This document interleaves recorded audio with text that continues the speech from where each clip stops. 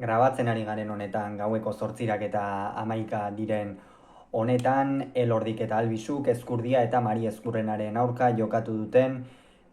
pilota profesionaleko Masters CaixaBank txapelketako bigarren jardunaldiko bigarren partidaren analisia egingo dugu bizi-bizi. Alde batetik gogoratuko dugu Elordi eta Albizu asteartean Elizondon Larrazabal eta Zabaletaren aurka galtzetik zetozela eta bestetik berriz Ezkurdiak eta Mari Ezkurrenak Urrestian lan asko egin ostean Peña eta Rezustari irabazi zieten. Gaurkoan bi bikote hauek elkarren aurka lehiatu dira eta garaipena Ezkurdia eta Mari Ezkurrenarentzat izan da 22 eta 21eko emaitzarekin.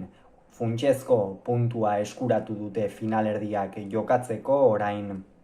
partida bat irabaztearekin nahikoa izango luketela iruditzen zait urrengo fasera zuzenean sailkatzeko, hau da finalerdietara, playoffik jokatu gabe, eta aldiz Elordi eta Albizuri oso maldan gora jarri zaie kontua, beste pare bat partida galdu ezkero jada, kanpoan liratekelako ia matematikoki eta bi irabazi beharko lituzkete eta besteen menturan geratu finalerdietara zuzenean sailkatu nahi baldin badute. Orain guazen analisia egitera, partida hasera antologikoa egin dute, bai Elordik eta bai Albizuk alde batetik esaten genuen, Jon Mari Ezkurrenak atzean ziuraski agindu egingo zuela, uda osoan egiten ari den bezala eta lehengo udaran erakutsi zuen bezala Jon Mari Ezkurrena atzean agintari da, Jose Javier Zabaletarekin batera eta oso zaila da euri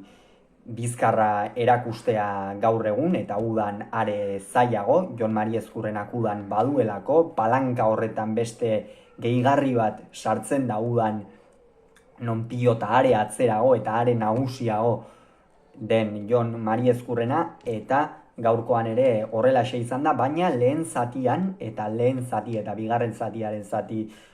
handi batean behintzat, Jon Ander Albizuk oso ongi eutsi dio. Jon Ander Albizu beti lotu izan dugu jotzaile moduan, orain adinean aurrera doan enean, oraindik ere jotzailea da noski, baina Mari Ezkurrenak askoz ere kolpe luzeagoa eta askoz ere freskoagoa dauka gaur egun, eta horren ondorioz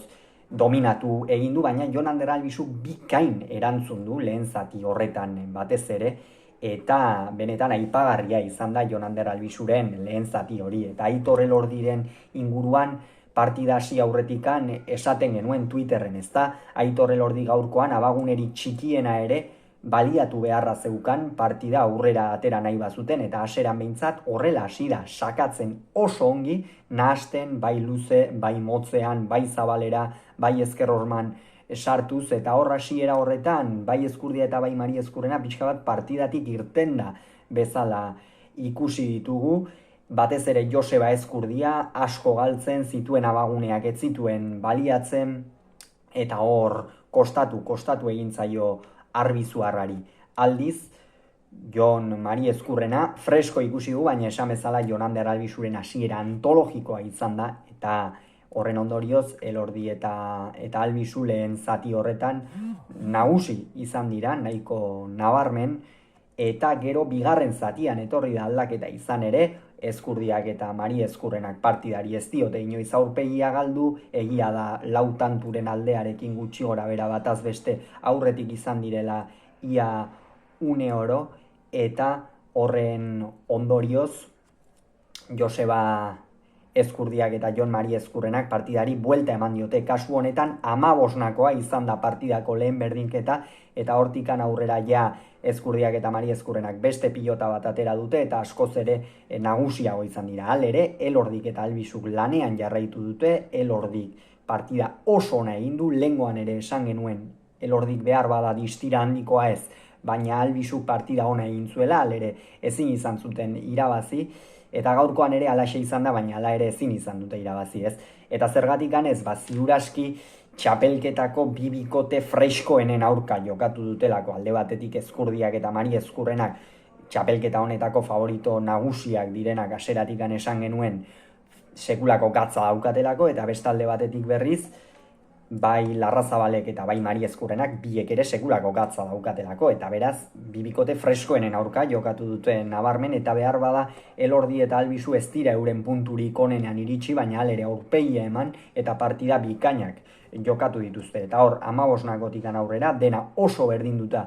ikusi dugu, baina bai behar bada Ezkurdiak eta Mari Ezkurrenak beste freskotasun batekin ekin diotela partidako txampa erabakigarri horri, eta horren ondorioz 22 eta 21 alere irabazi dute. Hor pixkanaka Albizueren ekatzen joan da, kolpea jeisten joan zaio, ja defenditzeko ere gehiago kostatu zaio, eta Joseba Ezkurdiaren lana aipagarria batez ere bigarren zatian. Esan dugu lehen zatian asko kostatu zaiola, baina bigarren zatian oso ongi ikusi dugu, tantoak amaitzen, boleaz ere fresko, eta nik uste biharko atzelari lanetara, bihar Azpeitiako atzelari lan horietara, ongi iritsiko dela Joseba Ezkurdia zalantzari gabe.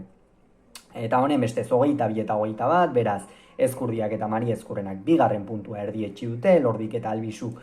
bakar bat gabe jarraituko dute txapelketa honetan. Hauxe izan da, gaurkoz esan behar genuen guztia, Kirolunea YouTubeko kanal honen itzuleran, hurrengoan gehiago izango duzue, bitartean ongi izan, agur!